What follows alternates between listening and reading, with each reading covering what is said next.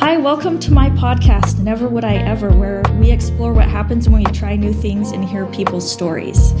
Today, I'm thrilled to have some guests from the Portneuf Sangha with me, and we'll be talking about meditation and mindfulness. But first, I have to share a story.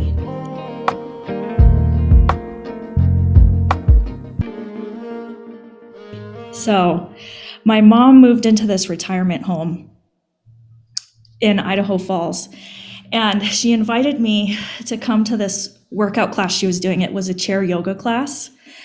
And, I go, and it's a retirement home, and my mom is actually the youngest one there. So it's quite a few people in their 80s and 90s even. And I was thinking, oh, this is going to be so easy. Anyway, so we start the class, and the instructor has us doing these breathing exercises. And he's instructing us to inhale and then hold our breath and then exhale. And I think I went too far because I hurt myself doing this class. I took such a big breath that I started having pain in my neck and in my chest and stuff. And so I just thought it was so funny that I was at this class where I thought, this is going to be too easy, right? And then breathing, I injured myself breathing. It was ridiculous. So I bet none of you have ever done that.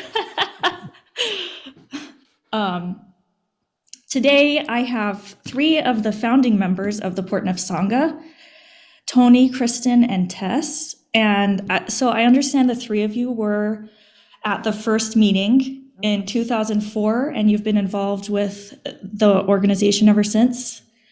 So could you share a brief background on how the Portneuf Sangha was developed and your roles in that? I'd be happy to take the lead on that and then pass it on to Tony and then Tess, because that's kind of how the cycle went. Oh, okay. This is Kristen.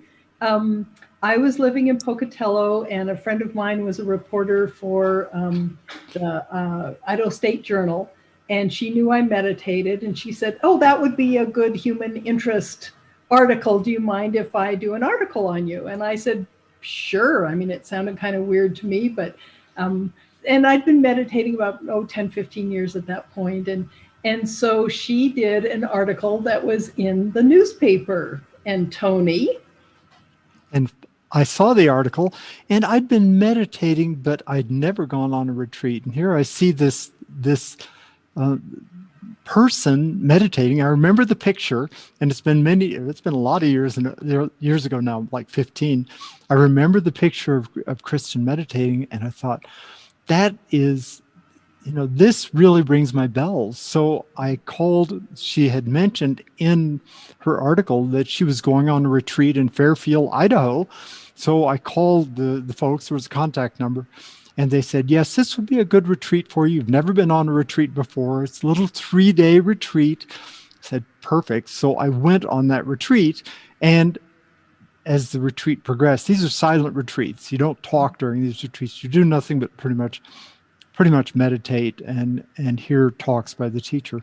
And at the end, of course, I figured out that this was Kristen, and I got to meet Kristen. And I remember in the parking lot that I remember as we're leaving, we hugged and said, we've got to start a Sangha. Okay. And that really was kind of the seed of this, but it wasn't a year. It was a year after that we actually did that.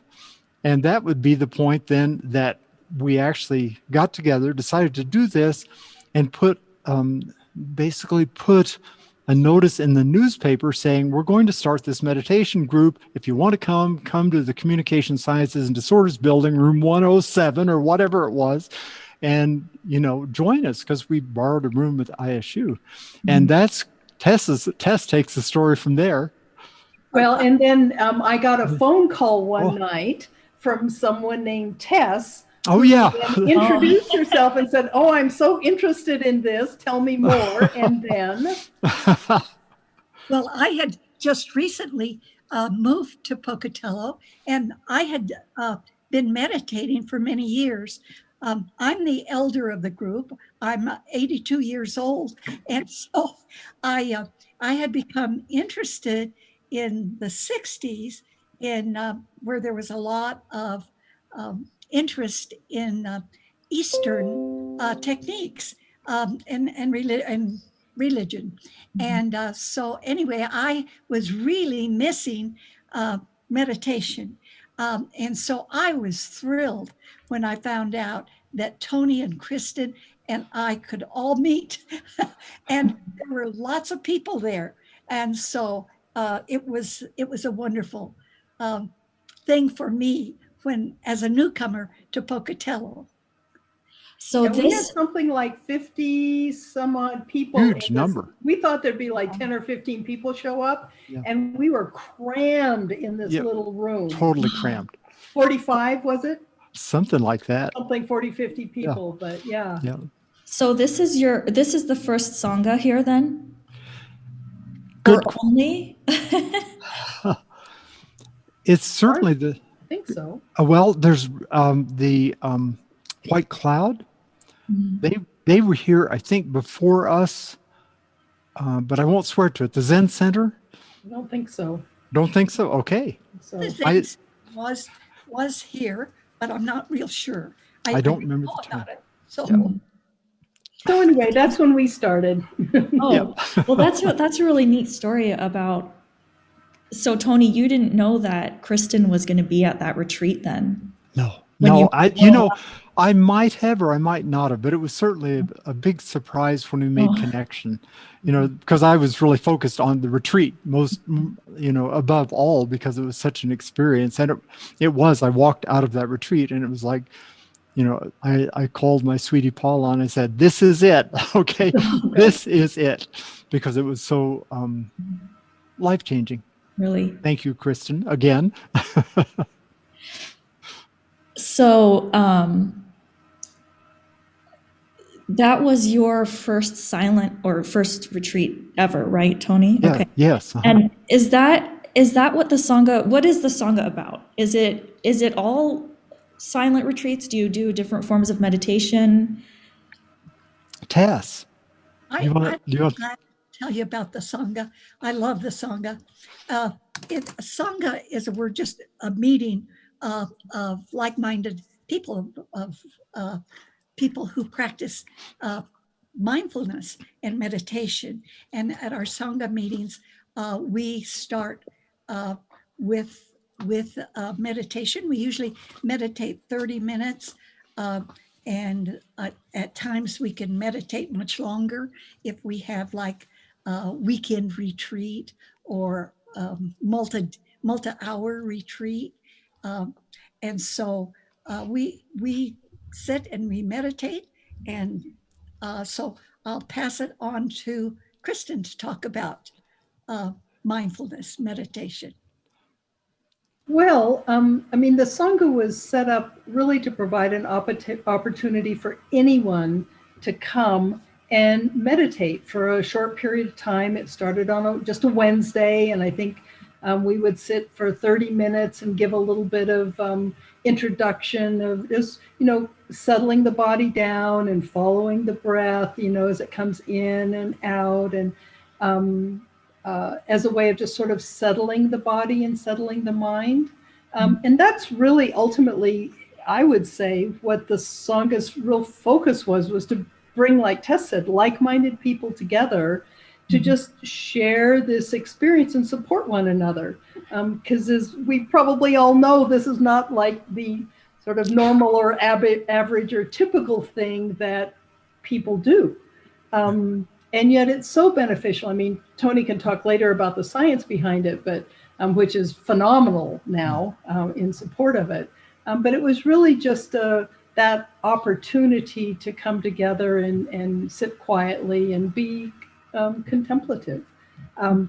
There's sort of it sits in a broader context of long retreats in the particular tradition that many of us are in, of sitting longer retreats, like Tony mentioned, in silence, with really very minimal opportunities to talk, which allows a person to just, when you first start, your mind's a million miles an hour because you've been in the day-to-day world. But then as you're in this quiet place and you're doing very quiet things, the mind tends to settle, and it settles more deeply and more deeply and more deeply as time goes on. And in that process, insights will arise where you realize, geez, I'm a really angry person, or geez, I love nature, or geez, I'm feeling really insecure, or, the topic of your podcast is, feeling fearful or whatever. You'll just have these kind of insights in terms of the greater world,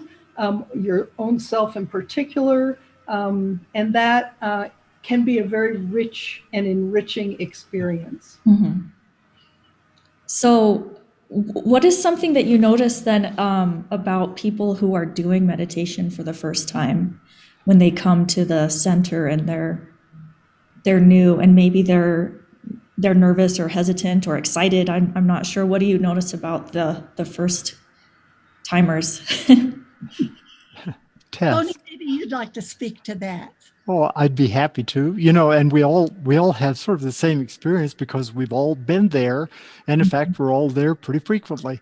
One of the things about meditation is no two meditation sessions are ever the same. Nothing's ever the same. That's the real example of it. But I think most people really in their first meditation have two things that occur, and one of them is, and a lot of people, virtually everybody says, my mind is so crazy, as Kristen said, my mind is so whirling with thoughts and ideas. I obviously don't know how to meditate. That's number one, which of course is not at all true, but you just have to learn that's not at all true. That is the first insight. This is insight meditation.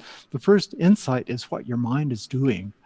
And the second thing that very often people will express when you probe a little deeper is, that was very calming.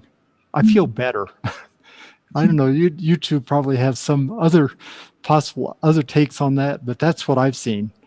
Mm-hmm. I know when I first started, and the group that I started with, and I did different forms of meditation, but on the insight meditation, I remember the group that I was meditating with, and this was years ago, they meditated for 1 hour. And so 1 hour seemed like eternity to me. And I remember I didn't start with 5 minutes and work up. And I used to just say, oh, please let this hour go by. But then when it didn't go by, then breathing, and finally I would settle down. And like Kristen said, the whole thing is on meditation, the value of it is we really start knowing what our mind is doing, Yes. what we're thinking and what we're feeling. And we allow that to come, and then we train ourselves to just let that thought go, those feelings go during the meditation. And it's just such a freeing, wonderful experience for me. Mm-hmm. And I know that in the chaos of the world, and boy, we've had some chaos lately, haven't we? We can always go there. We don't have to be sitting on the cushion. We can all go to that place, and it's a nice place to find refuge. Well, it's funny you share that, Tess, about when you first started meditating and just thinking, oh my goodness, how am I going to get through this? Because I've done a lot of guided meditations, but when I just try to sit and just breathe and just be with myself, I can't even do it for a minute. So I think that's really interesting for people who are maybe brand new or not sure if they want to do this or whatever, to know that, maybe there's a little bit of a breaking in period, but like Tony said, that almost everybody will share that they do feel calmer afterwards. Yeah. And the settling down. So I'll add to that. Tony mentioned, I think it was quite wonderful, I hadn't really thought about it really, was one of our first insights that we have is just how busy our minds are. It's sometimes referred to as the monkey mind. Yep. And the thing is that what the mind does is it thinks. That's the job of the mind. It's just like the job of the eyes is to see. The job of the mind is to think. So the first insight is oftentimes that our mind is so busy. And then coupled with that settling just a tiny bit, then your mind can be busy and you go, oh, it's really busy. I think I'll just come back to my breath, and then a second, 5 seconds, 15 seconds, a minute later, off it goes again into some other storytelling. And then you're like, oh, I'm really telling myself some stories. Well, I think I'll just bring my breath or my attention back to my breath. And that's really the practice is just recognizing that you're lost in that cloud of whatever it is, and just gently and kindly bringing it back to your breath or whatever you choose to have as kind of your focal point. But it's a very gentle process. And it's that training. It's like strengthening the muscle in your arm to pick up something. You're just training the mind to come back to that quieter place, again and again and again. And it's a lifetime practice. It's not like in 6 months or 6 weeks or 6 days, you got it, and you can kind of check that off. It's a lifetime practice because our lives change. That's really a good point. And I mean, you three have been practicing at least for the past 20 years, correct? Or longer. And so Kristen and Tess much longer than that. Okay, so because we're older. Well, knowing that is also good, that it's not a thing that is stagnant. You're always developing. And I think I don't know, I think people sometimes think, well, you're just sitting there breathing and quiet. How can you progress through that? Or, how does that change over time? So it's really interesting to hear that. I'm pretty excited to try some things. And actually, what got me really interested is I was reading about silent retreats. And I have never considered doing that before, but I think I'm at a point in my life where it could be really beneficial. Though I don't know if I can't meditate for 1 minute, if I could, I might need to start somewhere before that. So my first retreat was a 10-day retreat. Yes. It was the only option. And where I was living at the time, they had offered one a few months before, and I just kind of shrugged my shoulders. But when it came around again, I thought, oh, I really want to do this. It was the only option. And honestly, I am so glad that I did a 10-day retreat, because in 10 days, in some ways, you just you experience all of it. Where in the shorter retreats, you're achy and you're sore and your mind is, what am I going to do? And blah, blah, blah. But with a longer time frame, you really get to settle into where you are. And I know people who've said to me that, oh, I could never do a 10-day retreat. But honestly, I am so grateful, because I probably would have done 1 or 2 day retreats for 100 years, but that wasn't the option. I had to jump in the deep end, and it really, I'm not sure hooked is the right term, but it just really is like, this is what this is about. I understand. I got it. Not totally, but I get the process that we're going through. So it's almost like you get the whole context because you have the actual time to experience it.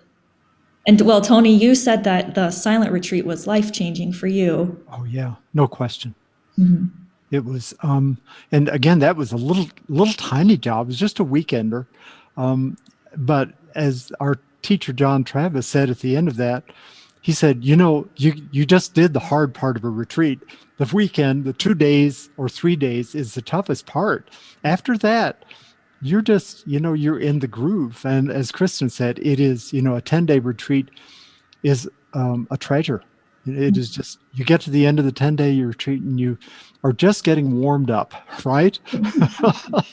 So how is it getting back into regular life then after something like an experience like that? Does it transfer into your life, or do you feel, does your day-to-day life then become more calm, and are you able to apply those things, or does it, do you kind of find yourself just being like, bam, back in the world? And how do you find that to be? Tess or Chris? Yeah. for me, after a retreat, there is a transition time. And I think one of the things that I notice after a retreat, when I come back home and into things, it's a noisy world out there. It's a busy world, and there's a part of me that would like to go back to that quiet time, and um, because my life doesn't allow this, but I think I would easily do a 30-day retreat. Oh, And wow. yeah, and and the setting for most retreats, there it's very conducive for getting quiet. And you have a teacher that is there that speaks to you regularly, like once a day or every several days. So anyway, uh, it's a wonderful thing. Tony has done a lot of research on what happens to the brain. Oh, Uh, yes. Tony, would you like to talk about that? Sure, if you want me to. Does that? And What do you- Tony, you're a neuroscientist, is that correct? And you did work at Idaho State University. Yeah.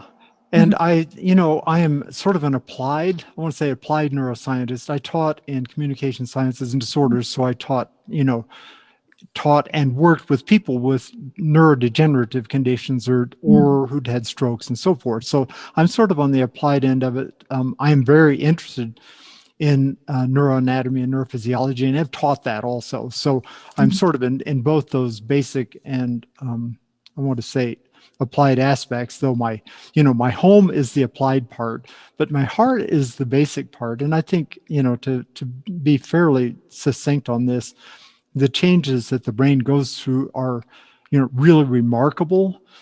They're related to what you do, which is paying attention on purpose in the present moment. But so what you see changing are the structures associated with cognition related to attention and memory, and you literally see them growing in magnitude. They get larger, all right, and they get, Kristen or Tess, one of maybe Kristen, well, you both said something about how long you go on for meditating. An 8-week course in meditation shows noticeable brain changes in the person taking the course. So you increase it's the dorsolateral prefrontal cortex, which is the part of the brain that's associated with metacognition, controlling the cognitive functions, controlling memory, attention, so forth. That increases in volume, and that's pretty cool. And the structure associated with memory, the hippocampus, increases in volume. And for those of us of the aging type, which I am, I'm really happy to know that I'm actually, I want to say, sort of vaccinating myself against some of those age-related declines. And that's been shown through research that continual meditation actually holds those brain structures at the same volume, while others who are not meditating, those structures decline in volume because we age. So those are the two really, cool aspects. The coolest, though, is that the process of meditating causes one very small structure, the right insular cortex, to be activated. Just as Kristen said, when your mind wanders and you bring it back, and I think Tess did also, and you bring it back to the present moment, this structure is actually activated. And the really cool thing about that is that's the center for insight and the center for the initiation of compassion. So this process, and Tess and Kristen both talked about going on retreat, and then you come back and it's kind of jangly. It's because your heart is opening. Every breath you take that you're paying attention to and bringing your attention back to is causing your heart to open more. And that, I think, is the coolest thing, because that it isn't just attention. It is, this whole process does open up our hearts to what's going on in the world. Literally, this is science. Truly. That's really beautiful. This image of, with every attentive breath, that your heart is growing. Yes. I really like that. Yeah. And the cool thing is you can't help it. When you start meditating, you and we've seen it over and over and over and over. People who come in with all sorts of trauma and huge life experiences, and if they can sit on the cushion and continue this process, their heart's open. That's it. So, Well, I am definitely convinced that I want to go get more involved, and I would love to do a retreat at some point. You are good spokespeople for the retreat. I don't know if that's a word.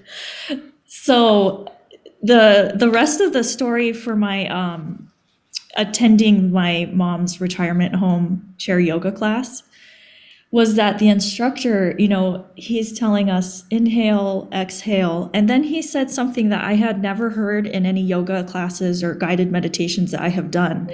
He said pause. And he brought the attention to the pause between the inhalation and the exhalation that I didn't even know existed. And for the first time in my life, I mean, I'm almost 40, I'm at this thing, and I'm realizing something about my breath. And I've breathed all my life, and I didn't know. And it was so eye-opening, and it was really a changing experience to realize something that simple in the moment. It's really hard to describe, but I think maybe that's part of the essence of what these experiences are like, is that they're just opening in such an incredible way. So I am so thankful for you guys to join me. This was really a fabulous conversation, and I am certainly going to check out the Sangha here in Portneuf. So as a closing, I understand, Kristen, are you going to guide us in a farewell closing that would be typical of a meditation? so Yeah. No, that's okay. I was trying to think of really a good way to frame it. But typically, so you're in the meditation, it's the end of the meditation. Oftentimes that's the quieter time that you are. It's the time where you're just kind of more connected with your heart, as Tony said, your body, maybe more aware of your thoughts. And then typically someone will ring a beautiful bell, and it'll, whoa, whoa, whoa, whoa. And that just kind of settles you down a little bit more. And then at the end of most meditations, we do what's called dedication of merit, or dedication of positive energy that would come out of, that would arise from the meditation itself. And so it's just really simple. It's may any positive energy or merit or positive actions that arise as a result of our practice today be dedicated to all beings everywhere, without exception, whether they're known or unknown, whether they're small or large, that all beings will be happy, that they'll be peaceful, that they'll experience ease in their life, and that they'll awaken to the marvels of this world and a sense of life without suffering. Thank you. That was our hands together. Okay. And we bow in acknowledgement. It's not an appeal to like a higher power. It's really an appeal to that inner part that we all have. I mean, if one thing I've learned from this practice that I believe is that each of us has a good heart. And sometimes we cover it up with pardon my expression, the crap of life, because, we put on our armor, or we feel bad, or whatever. Yeah. And it's just acknowledging that good heart that we all have, and supporting it in our actions and our words.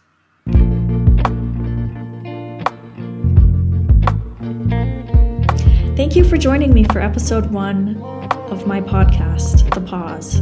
If you want to check out more about Portneuf Sangha, go to portneufsangha.org. And if you're not local or just during these times of COVID, it sounds like there's a lot of online options right now for meditation and finding retreats in your area.